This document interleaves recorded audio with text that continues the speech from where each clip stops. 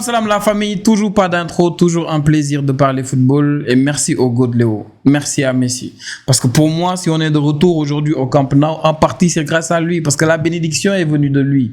Il fait cette visite, la surprise au Camp Nou et depuis, les bonnes nouvelles ne font que s'enchaîner les gars. Depuis, d'ailleurs on a vu les copieurs, Bellingham, on t'a vu. Je crois pas, on t'a pas vu. On t'a vu, Bellingham. Et aujourd'hui, les gars, incroyable de retrouver ce stade mythique. À la 10e minute, je pense qu'on a tous entendu les Messi du haut des gradins. Il n'y a eu que 40 et quelques minutes, 1000 places. Il n'y a pas encore tout le monde, voilà, au fait, mais c'est quand même déjà quelque chose. Les vestiaires même sont provisoires, mais ça fait plaisir de jouer ici après 2 ans loin là-bas au Mondiaux ou bien au Johan Cruyff Stadium. Ça fait plaisir de retrouver ce stade-là. Beaucoup de joueurs du Barça n'avaient pas encore joué ici. Yamal, je pense, c'était sa première titularisation aujourd'hui parce qu'il y a encore 2 ans, il n'était pas titulaire, je pense, il faisait que rentrer du banc. Mais vraiment, c'était une expérience incroyable. Même si Yohan Garcia, qui est de retour aujourd'hui, Yohan Garcia qui dit que c'était bizarre pour lui de jouer sans personne derrière lui, sans les supporters, et qu'il a l'habitude de s'isoler, donc tranquille. Mais la meilleure nouvelle reste quand même la victoire du Barça, les gars. 4-0, clean sheet. Et oui, hein. Retour de notre ami Yohan Garcia et clean sheet du Barça. C'est pas un hasard, je vous avais dit. Le tech là, les gars, le tech, il nous fatiguait derrière. Regardez, les 3 derniers matchs déjà, c'est pas de clean sheet à part le match d'aujourd'hui. Si on revient derrière, regardez. Regardez les gars. 1, 2, 3, 4, 5, 6, 7, 8. 8 et les 2 autres matchs là, ça fait 10 matchs où on n'a pas eu de clean sheet. Pourquoi? Parce que la dernière fois qu'on a eu un clean sheet, c'est parce que dans les cages, il y avait qui? Il y avait Yohan Garcia. Donc sans Yohan Garcia, il n'y a pas de clean sheet. Donc c'était un plaisir de retrouver Yohan Garcia aujourd'hui, surtout aussi Rafinha, je vais vous le montrer tout de suite, qui est rentré en deuxième mi-temps. Mais c'était un match déjà qui avait beaucoup d'enjeux. Déjà retrouver quelques blessés, on a vu pour Pedri, peut-être qu'il sera là contre Chelsea, peut-être aussi qu'il ne le sera pas. Apparemment, bon, l'évolution de sa blessure, c'est pas trop ça. Vous vous rappelez, Rafinha, au début, on nous parlait de 3 semaines. Après, c'est parti pour 2 mois. Une composition assez surprise, mais j'avais confiance parce que on sort d'une longue trêve, vous faites. Quand tu prends le temps d'avoir ta trêve avec Gérard Martin, avec Baldé, tu travailles avec eux. Ils ne partent pas avec l'Espagne et tu sors cette compo-là, je me dis tu l'as bien préparé. Du coup, je ne me faisais pas de soucis. On a vu Gérard Martin qui a joué axe central gauche en première mi-temps, peut-être même 60 minutes comme ça. En première mi-temps, parce qu'après la sortie de Baldé, en deuxième mi-temps, il est allé à gauche. Donc Gérard Martin, Baldé qui a joué à gauche, Ferran Torres qui a joué en tant que faux ailier. Ici, Dani Olmo qu'on a vu très bas, Fermin Lopez qui est monté. Donc c'était Eric Garcia, Dani Olmo devant. Et les gars, Eric Garcia aujourd'hui, c'était une folie. Vous voyez sa note-là? Ne vous fiez pas à cette note-là. Et Garcia, pour moi, aujourd'hui, c'était limite lui l'homme du match. Le premier but de Lewandowski à la 3e minute de jeu, parce que Lewandowski marque très tôt.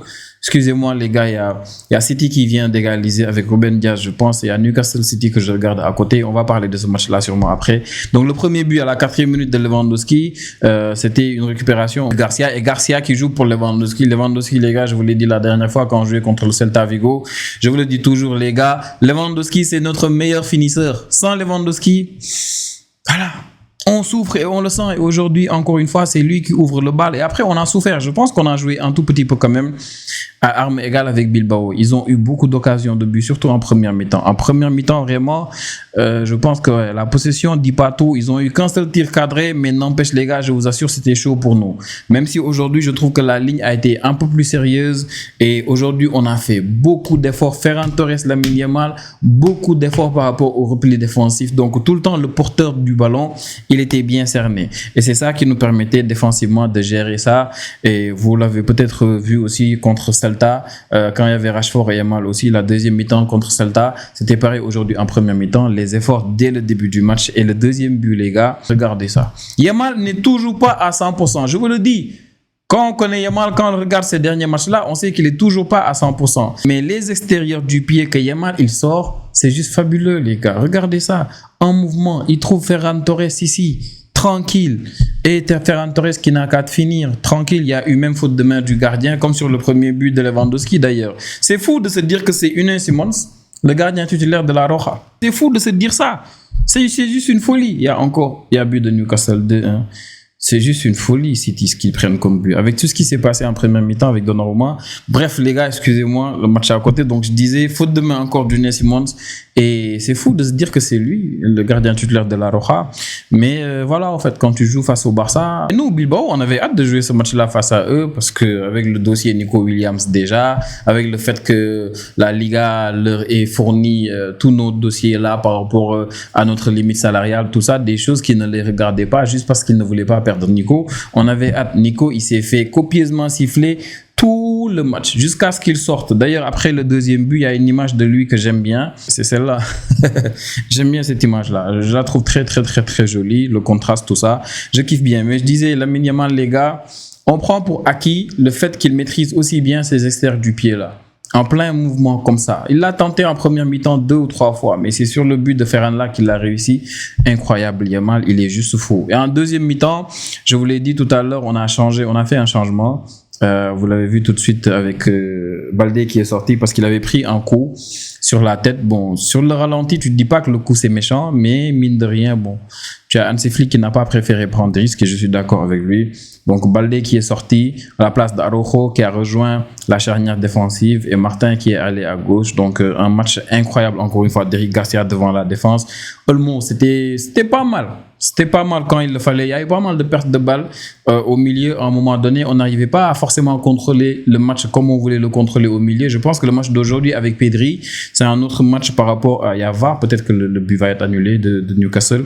Donc on aurait pu mieux contrôler pour moi le milieu s'il y avait Pedri. Mais n'empêche, Olmo, ça fait du bien de le voir dans ce registre-là parce que je pense qu'il peut vraiment dépanner, qu'il est vraiment important dans ce registre-là. Et Fermin Lopez, lui, il est juste fou en fait. Il est tout le temps en mode 100 à l'heure. Tout le temps en mode 100 à l'heure. Il était incroyable aujourd'hui. Vraiment, rien à dire. Donc, je vous disais, à la reprise, en deuxième mi-temps, Baldé qui sort. Après le reste, rien n'a changé. On a déroulé encore une fois. Et je pense que vous avez vu le but incroyable de Fermin Lopez. Incroyable. Et ça, c'est dans l'effort, en fait. Quand je dis incroyable, surtout, c'est le jeu collectif. Parce que Eric Garcia, ce qu'il fait, la récupération d'Eric Garcia, après, il arrive à encore trouver Fermin Lopez et du pied droit. Voilà, en fait, Unai Simon n'a rien pu faire. C'était juste incroyable. Donc, il fait un match de fou malade. Et le troisième but là, en fait, c'est le but qui a vraiment scellé le match.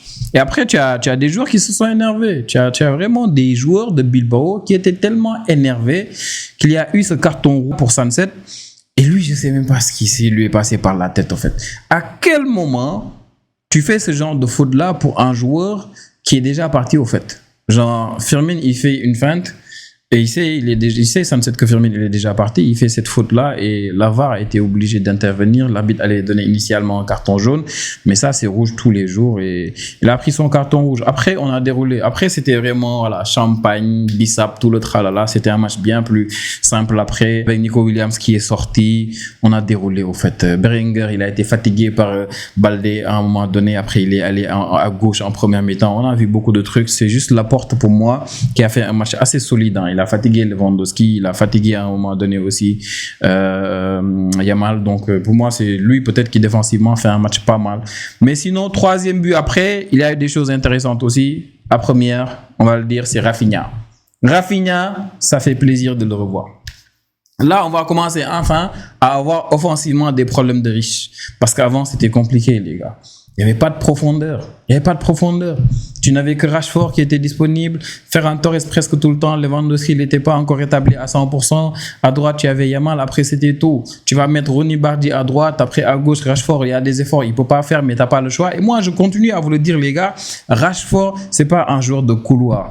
C'est pas un joueur de couloir, mais avec Rafinha, le retour de Rafinha aujourd'hui, il est venu, il a direct remplacé Dani Olmo. Il a joué en tant que dans le half space en tant que relayeur droit à un moment donné. Après il est allé un peu à gauche, mais après plus qu'il y avait Dro aussi qui était rentré, il a un peu joué derrière l'attaquant comme ça. C'est Ferran Torres qui était rentré à l'intérieur à la sortie de Lewandowski. Et vraiment les gars, après on a déroulé. C'est là qu'on a eu ce but là magnifique. Vraiment les gars, incroyable. Ce but incroyable les gars en fin de match de Ferran Torres qui vient de Lamine Yamal qui se débarrasse les gars de 3 joueurs. Incroyable Yamal. Incroyable. Regardez la situation de départ, c'est ça. Après, il arrive à faire ce dribble-là. Il arrive à s'en sortir magnifiquement bien. Et finalement, la passe qu'il adresse comme ça à Ferran Torres qui n'était pas hors jeu. Au début, c'était annulé position d'hors jeu. La VAR est intervenue et c'est validé. 2 passes décisives de Yamal qui fait juste un match fou. Yamal, depuis le début de la saison, il n'y a que 2 matchs où il n'est pas décisif. Que 2 matchs. C'est Paris Saint-Germain et le Real Madrid. Donc, un match en Ligue des Champions et un match en Liga. Sinon, tous les matchs, Yamal, il est décisif. Regardez, Bilbao, aujourd'hui, 2 passes décisives. Celta Vigo, 1 but. Club Brugge, 1 but. Elche, 1 but. Le Real, ni but, ni passe décisive. Olympiakos, ça vient encore 1 but, une passe décisive. Girone, une passe décisive. Le PSG, pas de but, pas de passe décisive. Real Sociedad, il fait une passe décisive. 2 passes décisives contre la Turquie. Ça, c'est avec l'Espagne. Et regardez aussi, Bulgarie, il fait une passe décisive. Rayo Vallecano, 1 but. Levante, une passe décisive. Mallorca, 1 but, une passe décisive. Et voilà, ça c'était le début de la saison. Como, c'était le match Gamper.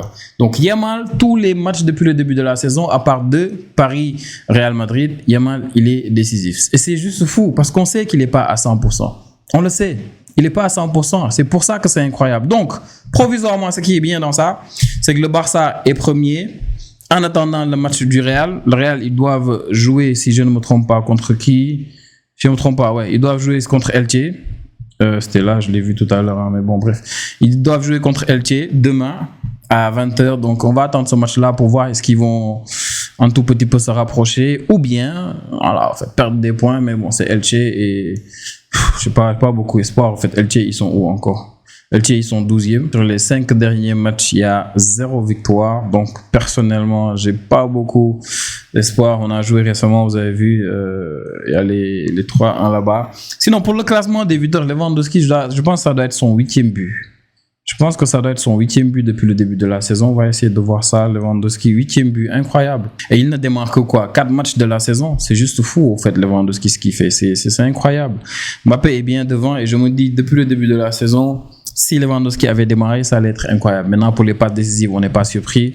Lamine Yamal, il est ex-aequo avec Marcus Rashford. Je l'ai toujours dit, Yamal, c'est plus un passeur qu'un buteur. Les buts qu'il met, c'est juste un bonus.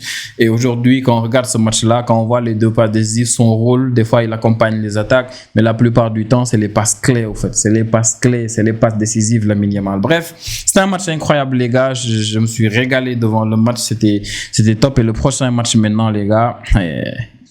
C'est face à Chelsea en Ligue des Champions. Il faut être prêt. Je pense qu'aujourd'hui, on a un tout petit peu préparé le match. Quand j'ai vu la compo, l'animation, surtout les efforts par rapport à la ligne, pour moi, c'était une manière de préparer ce match-là. Et ça promet. Chelsea, ils ont gagné aujourd'hui face... ils ont joué contre qui aujourd'hui encore Ils ont joué contre Burnley 2-0. J'avais regardé juste quelques minutes de la première période. Après, j'ai décroché. Donc, ça promet. C'est ce 25 novembre, les gars. C'est le prochain match du Barça. Ce sera peut-être sans Pedri. Cole Palmer ne jouera pas, c'est sûr. Maresca, il l'a dit en conférence de presse. Voilà, tous ces jours-là ne seront pas là-bas. Marcus Rashford, il n'a pas joué aujourd'hui parce qu'il est grippé. Mais on ne sait jamais. Il reste 3 jours pour voir s'il pourra jouer. Déjà qu'il puisse s'entraîner, on verra après. Baldé, un coup sur la tête seulement. Donc peut-être qu'il sera là. Pedri, on dit début décembre. Donc il va peut-être rater le match là. Mais ce sera un match incroyable. Estebao, Lamine Yamal, Rashford, Lewandowski. On a retrouvé Johan Garcia. Les gars, c'est top. Actuellement, tout se passe bien depuis la visite du GOAT. Tout se passe bien. Et on touche du bois. On touche du bois. N'oubliez pas de vous abonner s'il vous plaît, de laisser un petit commentaire, de laisser des likes pour le référencement. Ça fait plaisir les gars. On se revoit pour la prochaine vidéo. Prenez tous bien soin de vous. Ciao, ciao.